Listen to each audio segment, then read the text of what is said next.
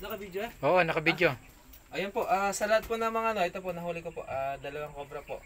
Sa lahat po ng mga gusto magpa-rescue po mga boss, hatid po namin to ni Pektong Cobra at ni Boss Fitz po.